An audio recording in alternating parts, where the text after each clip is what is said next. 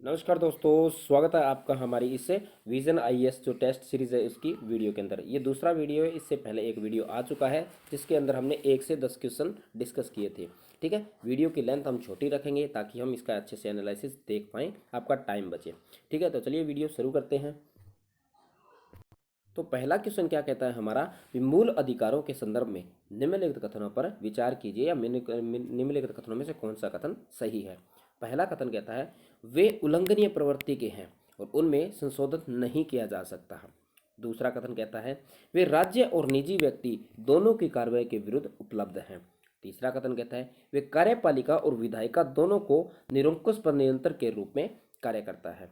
तो इसमें पूछा गया है सही कथन। तो इसका जो सही कथन है वह है आंसर नंबर सी, यानी पहला कथन क्या कहता है भी जो उल्लंघनीय प्रकृति के हैं और उनमें संशोधन नहीं किया जा सकता। तो ऐसी बात नहीं है, अगर संसद चाहे तो युक्ति संग यानी जितना जरूरत हो उस हिसाब से इसमें संशोधन किया जा सकता है, मगर वह मूल ढांचे को किसी प्रकार का नुकसान नहीं पहुंचना चाहिए।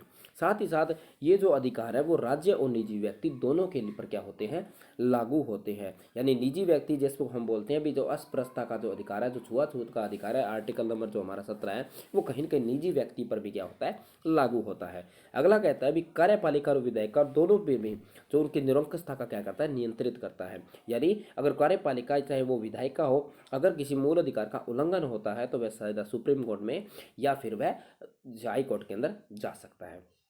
ठीक है, ज़्यादातर मूल अधिकारों के उल्लंघन के पक्ष में ज़्यादातर क्या होता है भी ज़्यादातर जो सुप्रीम कोर्ट में जाते हैं, जो कानून विधायिका या कार्यपालिका के द्वारा बनाए जाते हैं। ठीक है, तो ये इसका एक्सप्लेनेशन है, यही चीज़ है जो हमने अभी डिस्कस की है सारी की सारी। अगला क्वेश्चन क्या है, मूल कर्तव्य के संदर्भ में निम्नलिखित कथनों में से कौन सा कथन सही है। क्वेश्चन क्या कहता है भी इनका उपयोग न्यायालयों द्वारा किसी भी विधि की संवैधानिकता को निर्धारित करने हेतु किया जा सकता है। दूसरा कथन कहता है इन्हें संसद द्वारा विधि निर्माण के माध्यम से लागू किया जा सकता है। तो इसका जो सही आंसर है वो है सी। कैसे, क्योंकि जो पहला कथन कहता है इसका उपयोग है न्यायालय द्वारा किसी भी विधि बनाने द्वारा, यानी जब न्यायालय किसी प्रकार का कोई कानून बनाती है या उसकी परिभाषित करती है तो उसमें कहीं न कहीं वह मूल कर्तव्यों को क्या करती है, देखती है या उनका निर्धारण कर सकती है। अगला कहती है भी इसमें संसद द्वारा विधि निर्माण के माध्यम से भी लागू किया जा सकता है। ठीक है, तो कुछ जैसे हमने कह सकते हैं, जैसे जो तिरंगे का हम सम्मान की बात है तो उसमें हम क्या कहते हैं भी कानून बना के भी इसको हम क्या कर सकते हैं, लागू कर सकते हैं। तो यही चीज़ इसके अंदर के जो मूल कर्तव्य को अगर सरकार चाहे तो इसको लागू कर सकती है।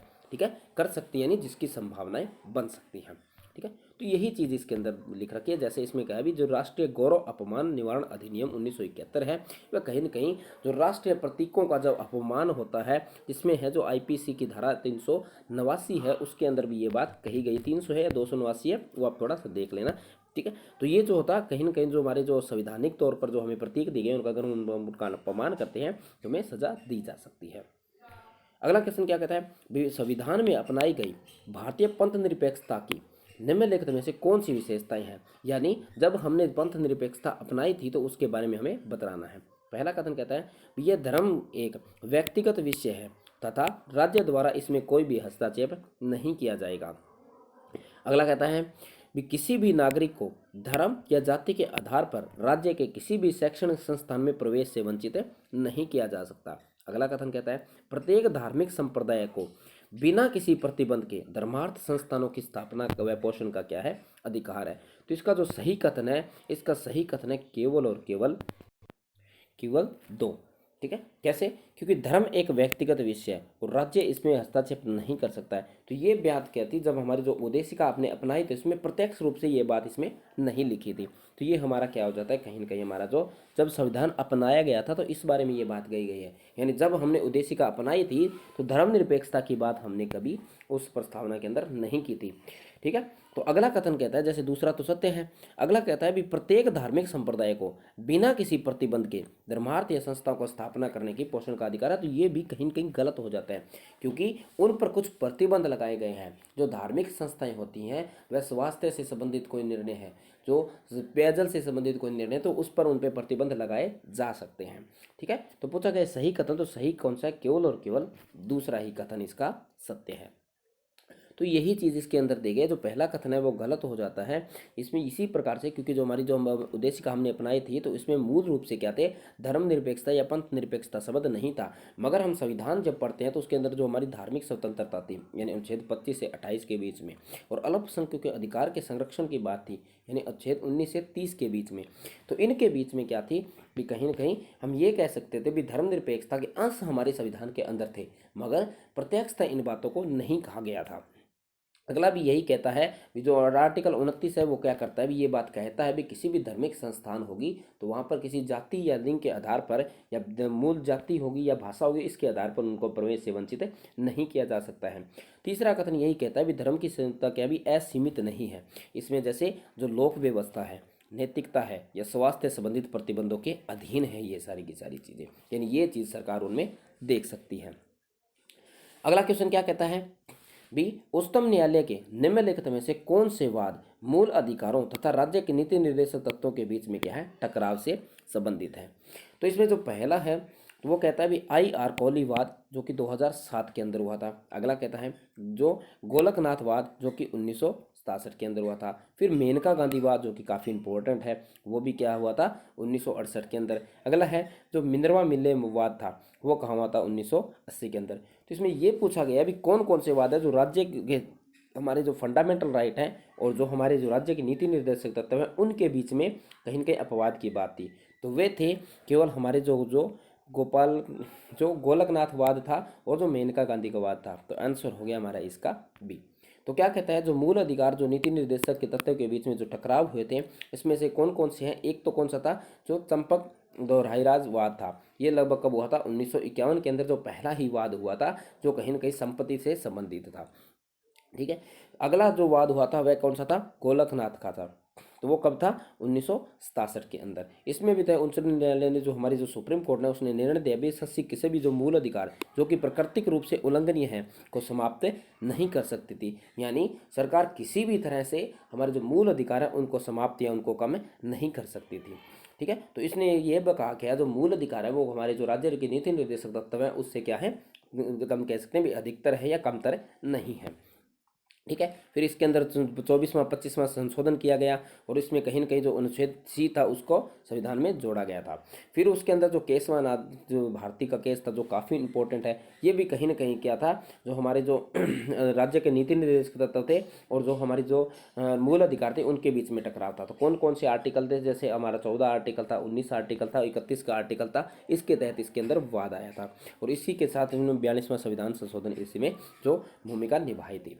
अगला था जो मिनरवा मिल्स केस था 1980 के अंदर, इसके अंदर भी जो फंडामेंटल राइट और DPSP जो हमारा जो राज्य के नीति निर्देशक तत्व हैं उनमें क्या किया गया था, यानी विवाद हुआ था जिसमें प्राथमिकता को असंवैधानिक और अवैध घोषित किया गया था। इसमें कहा गया था जो फंडामेंटल राइट को जो हमारे जो राज्य नीति निर्देशक तत्व है उन पर वरीयता दी गई थी। यानी जो यही बात कही गई थी भी जहाँ फंडामेंटल आता है वहाँ पर राज्य के नीति निर्देशक तत्व हावी नहीं हो सकते हैं। ठीक है, अगला जो वाद आया था जो मेनका गांधी वाद आया था, उसके अंदर जो आर्टिकल 21 था उससे संबंधित था जो विधि द्वारा स्थापित प्रक्रिया, यानी जो विधि में जो प्रक्रिया दी गई उसी के अनुसार कोई कार्य होगा। फिर उसके बाद में IR कोहली विवाद जो कि 2007 के अंदर आया था, वो उसमें भी 9वीं अनुसूची इसके अंदर रूप में जानी जाती है। जो 9वीं अनुसूची हमने जोड़ी गई है उसी हिसाब से। ठीक है, 9वीं अनुसूची पर जैसे UPSC काफ़ी बार क्वेश्चन पूछता है। उच्चतम न्यायालय ने भी इस मुद्दे पर विचार करते हुए तर्क दिया था भी कानून को 9वीं अनुसूची में उच्चतम न्यायालय के निर्णय के जो पूर्ववर्त करने और पलटने का उद्देश्य शामिल किए गए, यानी कहीं कहीं जो न्यायिक समीक्षा के अंदर इसको लाया गया था। ठीक है, अगला कहता है भी संविधान के अनुच्छेद 12 के प्रदत्त राज्य की परिभाषा निम्नलिखित में से कौन से शामिल है, यानी जो राज्य का हिस्सा है। जैसे दिल्ली मेट्रो रेल कॉरपोरेशन, अगला भारतीय विशिष्ट पहचान प्राधिकरण, अगला है फिर नीति आयोग और भारतीय रिजर्व बैंक। कौन से इसमें सही पूछे गए हैं, तो जो इसका जो सही आंसर है वो है इसका डी, यानी सारे के सारे जो ऐसी कोई भी संस्था जो निजी तौर पर है मगर एक राज्य के तौर पर कार्य करती है। राज्य के तौर पर कैसे, जैसे कल्याणकारी योजना कार्य करती है, किसी को रोजगार उपलब्ध कराती है या फिर किसी प्रकार के जो लोगों के स्वास्थ्य को प्रभावित करती है, तो इस प्रकार की अगर कोई संस्था होती है तो वो क्या होती है, राज्य का ही हिस्सा होती है। तो राज्य का हिस्सा होने के लिए जो राज्य पर जो कानून लागू होते हैं वो सारे के सारे लागू किस पर होते हैं, उन संस्थाओं पर भी लागू होते हैं। तो इसमें जैसे चारों की चारों चारों संस्थाएं हैं वो ऐसी संस्थाएं हैं जो क्या करती हैं, इस प्रकार के कार्य करती हैं, तो वो सारी की सारी क्या होगी, राज्य के हिस्सा होंगी। वो कौन से आर्टिकल के बताए गए, ये आर्टिकल 12 के अंदर बताए गए। बस यही चीज़ इसके अंदर सारी की सारी लिख रखी है। अगला कहा गया भी हाल ही में सुर्खियों में रहा कौन सा, जो वेडल सागर है, निम्नलिखित में किस क्षेत्र में है, तो जो हमारा जो वेडल सागर है वो क्या पर है, अंटार्कटिका के अंदर स्थित है। ठीक है, तो बस यही दे रखा है भी ये न्यूज़ में क्यों था कि वेडल सागर में एक विशाल जो हमारी जो फिश फीडिंग कॉलोनी यानी कहीं के जो फिश की जो एक कॉलोनी की खोज की गई है जहाँ पर बहुत अधिक मात्रा में मछलियाँ पाई गई है। अंटार्कटिका के दक्षिण वेडल सागर के ये एक शोधशाला है यहाँ पर, तो वहाँ पर ये इसी बारे में ये लिखा गया है। वहाँ पर लगभग जो है ना 35 डिग्री के सेल्सियस का फ़ारेनहाइट तक का वहाँ का तापमान है और ये कहीं कहीं उष्ण कटिबंधीय टाइप का एक क्षेत्र है। ठीक है, तो इस हिसाब से इसका आंसर हो गया बी। अगला कहता है कि केंद्रीय सत्कर्ता आयोग के संदर्भ में निम्नलिखित कथनों पर विचार कीजिए। पहला कथन कहता है यह एक संवैधानिक निकाय है। अगला कहता है इसके अध्यक्ष और सदस्यों की नियुक्ति राष्ट्रपति द्वारा की जाती है। ठीक है, तो इसका जो आंसर बी, क्योंकि जो हमारी जो केंद्रीय सत्कर्ता आयोग है ये एक संविधानिक नहीं सांविधिक यानी स्टैट्यूटरी बॉडी है। सबसे जब इस संस्था को बनाया गया था तो तब ये संस्था न तो संविधानिक थी और न ही कोई सांविधिक थी, यानी सिंपल इसको एक कानून के तहत एक यानी सिंपल बना दिया गया था, एक कानून पास किया गया जिसके एक संस्था बना दी गई थी, मगर बाद में आकर इसको एक सांवैधानिक यानी कहीं न कहीं एक अधिनियम जारी किया गया, उसके तहत इसको कुछ शक्तियाँ प्रदान की गई, तब से यह संस्था एक सांविधिक निकाय यानी स्टैट्यूटरी बॉडी है, न कि एक संविधानिक यानी कॉन्स्टिट्यूशनल बॉडी है। यानी सीवीसी का संविधान के अंदर जिक्र नहीं है, इसको एक अधिनियम बना करके इसका यानी निर्माण किया गया है। दूसरा कथन है इसके जो अध्यक्ष होते हैं और उसके सदस्य होते हैं उसकी नियुक्ति किसके द्वारा, राष्ट्रपति द्वारा की जाती है। तो ये कथन क्या है, सत्य है। तो यही इसके अंदर लिख रखा है भी जो 1964 के अंदर इसका गठन किया गया था, तब ये एक कार्यकारी प्रस्ताव के तहत ही गठन किया गया था, जो इसमें ना तो ये क्या थी यानी संवैधानिक निकाय ने सांविधिक निकाय थी। इसका काम क्या था, कहीं न कहीं जो भ्रष्टाचार निवारण से संबंधित इसका क्या था, काम था। ठीक है, इसके जो ये कहीं न कहीं जो बहुसदस्यीय यानी एक से ज़्यादा इसके अंदर सदस्य होते हैं जिसकी नियुक्ति राष्ट्रपति द्वारा की जाती है। एक इसके अंदर आयुक्त होता है जो इसका अध्यक्ष होता है, दो अन्य सत्कर्ता आयुक्त इसके अंदर शामिल होते हैं जिसकी नियुक्ति किसके द्वारा, राष्ट्रपति द्वारा की जाती है। ये कहें कि 3 सदस्यीय समिति की अनुशंसा के आधार पर किए जाते हैं। ठीक है, तो यही चीज़ इसके अंदर सारी की सारी लिख रखी है। जैसे इसके अंदर कार्यकाल लिखा है 4 वर्ष का होता है और इनकी जो आयु होती है या फिर 65 वर्ष जो पहले हो, यानी कोई व्यक्ति अगर 62 वर्ष का है तो वह 3 साल तक कार्य करेगा, और अगर व्यक्ति यानी 60 वर्ष का है तो वो 5 साल यानी 4 साल तक अपना कार्य करेगा। ठीक है, तो यही चीज़ इसके अंदर लिख रखी है। अगला क्वेश्चन कहता है कि संविधान के अनुच्छेद 32 के तहत प्रदत्त संविधानिक उपचार के अधिकार के संदर्भ में निम्नलिखित कथनों में से कौन सा कथन सही है। ठीक है, तो इसमें किसी भी कार्यपालिका के आदेश या विधि की संविधानिकता का निर्धारण करने के लिए किया गया है यदि यह प्रत्यक्ष रूप से किसी मूल अधिकार का उल्लंघन करता है। ठीक है, अगला कथन क्या कहता है, मूल अधिकारों के प्रवर्तन के मामले में उच्चतम न्यायालय यानी सुप्रीम कोर्ट को मूल व अनन्य क्षेत्राधिकार प्राप्त है। अगला कथन कहता है यह संविधान की मूल विशेषता है और इसे संवैधानिक संशोधन द्वारा नहीं हटाया जा सकता है। तो इसका जो सही आंसर है वो है सी, यानी इसका जो दूसरा कथन क्या कहता है कि जो मूल अधिकारों के प्रवर्तन के मामले में जो सुप्रीम कोर्ट है उसको अनन्य अधिकार नहीं है, यानी ऐसा नहीं है भी इसको यानी इतने बड़े अधिकार मिल जाते हैं भी वह कुछ भी कर सकते हैं, मगर इनको क्या भी यानी कहीं के जो मूल ढांचे को अगर प्रभावित करता है कोई कानून तो तब सुप्रीम कोर्ट क्या करती है, इसके अंदर इंटरफेयर करती है। बाकी सारी की सारी भी कोई आदेश है, ये हमने पहले भी ये जो पहले एक प्रकार का क्वेश्चन आया था उसके अंदर हमने इसको देखा था। ठीक है, तो बस यही चीज़ इसके अंदर लिख रखी है, यानी जो उच्चतम न्यायालय का ने निर्णय दिया कब दिया था, 1932 के तहत ये क्या है, एक मूल विशेषता है, इसलिए इस कथन को संवैधानिक संशोधन से सीमित नहीं किया जा सकता। यानी जो अब संविधान संशोधन के तहत जो सुप्रीम कोर्ट को जो पावर दी गई है न्यायिक समीक्षा की, वो आप संविधान संशोधन के तहत भी कम नहीं कर सकते हो क्योंकि ये संविधान के मूल ढांचे से संबंधित है। ठीक है, अगला क्वेश्चन क्या कहता है, भारत में संघ राज्य चेतन के गठन हेतु निम्नलिखित यानी जो कौन से उपकरण क्या है उत्तरदायी है, यानी जो हमारा जो राज्य बना है उसके अंदर जो संघ राज्य क्षेत्र यानी जो यूटी बनाई जाती है, जो यूनियन टेरिटरी बनाई जाती है, केंद्र शासित प्रदेश बनाए जाते हैं, तो वो क्यों बनाए जाते हैं, क्या कारण हो सकते हैं उनको बनाने के लिए।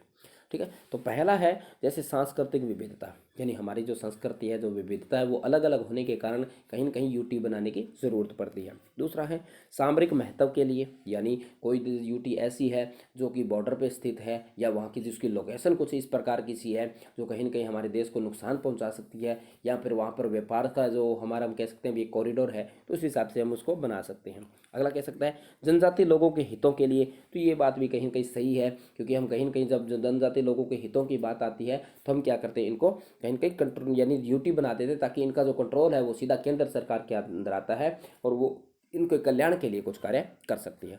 दूसरा प्रशासनिक महत्व के लिए, यानी कुछ इस प्रकार की जो गतिविधियां वहाँ पर होती होंगी जो कि कहीं न कहीं से जो हमारे देश को नुकसान पहुँचा सकती हो, तो इस प्रकार से भी कहीं न कहीं ये जो प्रशासनिक महत्व के लिए हमें यूनियन टेरिटरी का क्या करते हैं, निर्माण करते हैं। तो इसका जो आंसर है वह डी है, यानी चारों के चारों ऐसी विविधताएँ यानी ऐसी कारण हैं जिनकी वजह से हमें यूनियन टेरिटरी यानी जो केंद्र शासित प्रदेश बनाने पड़ते हैं। ठीक है, एक सेकेंड। ठीक है, तो यही सारे के सारे कारण इसके अंदर दे रखे हैं। अगला क्वेश्चन कहता है भारतीय संविधान के अनुच्छेद 19 के तहत प्रत्याभूत वाक एवं अभिव्यक्ति की स्वतंत्रता में दायर किए गए निम्नलिखित में से कौन से शामिल हैं। ठीक है, तो सबसे पहले मौन रहने का अधिकार, हड़ताल करने का अधिकार, प्रसारण का अधिकार या सरकारी गतिविधियों में बारे में जानने का अधिकार। तो अगर हम देखें तो अनुच्छेद जो 19 है वो कहता है हमें अभिव्यक्ति की स्वतंत्रता, यानी हमें बोलने की स्वतंत्रता है, तो इसमें अंदर साथ ही साथ हमें शांत रहने की भी स्वतंत्रता दी जाती है। दूसरा, यानी कोई भी जो हम अधिकार है वो हड़ताल करने की हमें अधिकार नहीं देता है, हमें आंदोलन या विद्रोह करने का अधिकार होता है, वो भी शांतिपूर्ण और सार्वजनिक जगह पर होता है, मगर हड़ताल करने का और किसी प्रकार की हिंसा करने का कोई भी अधिकार नहीं है। तो दूसरा कथन गलत होने की वजह से हमारा आंसर जैसे ये सी और डी तो पहले ही कट जाते हैं। दूसरा है प्रसारण करने का अधिकार, प्रसारण यानी हम अपनी बात को मीडिया के माध्यम से या सोशल मीडिया के माध्यम से, न्यूज़पेपर के माध्यम से, टीवी के माध्यम से क्या कर सकते हैं, हम अपनी बात को कहीं पहुंचा सकते हैं। अगला कहता है सरकारी गतिविधियों के बारे में जानने का अधिकार, जिसको हम राइट टू इन्फॉर्मेशन भी कहते हैं, आरटीआई कहते हैं। तो ये भी कहीं ना कहीं क्या है, जो हमारी संविधान का अनुच्छेद 19 है उसके अंदर ये बात कही गई है। तो पूछा गया सही कथन, तो सही कथन है इसका केवल और केवल एक। ठीक है, तो यही सारी चीज़ें इसके एक्सप्लेनेशन के अंदर दे रखी है। अभी क्या क्या चीज़ें हमें दे रखी है, जैसे टेलीफोन, प्रसारण करने का, मौन रहने का अधिकार, ये सारी की सारी चीज़ें इसके अंदर दे रखी है। तो वीडियो के अंदर हमने 10 क्वेश्चन डिस्कस कर लिए हैं, पहले भी वीडियो के अंदर हम 10 क्वेश्चन डिस्कस किए थे, इसमें डिस्कशन किया है। तो एक्सप्लेनेशन के साथ हमें लगभग इतना टाइम लग ही जाता है, हमने बहुत जल्दी की है करने की, बहुत शॉर्ट के अंदर की है, मगर इतना टाइम एक 10 क्वेश्चन को डिफाइन करने में लग ही जाता है। तो ठीक है, चलिए मिलते हैं नेक्स्ट वीडियो के अंदर। अगर आपके लिए वीडियो हेल्पफुल होती है तो प्लीज़ चैनल को सब्सक्राइब कर लीजिए, साथ ही साथ वीडियो को लाइक कर लीजिए, और आप अपने कमेंट बॉक्स के अंदर लिखिए भी हम आपके लिए किस प्रकार की वीडियो बनाएं ताकि आपके पेपर के अंदर हेल्प हो। ठीक है, तो मिलते हैं नेक्स्ट वीडियो में।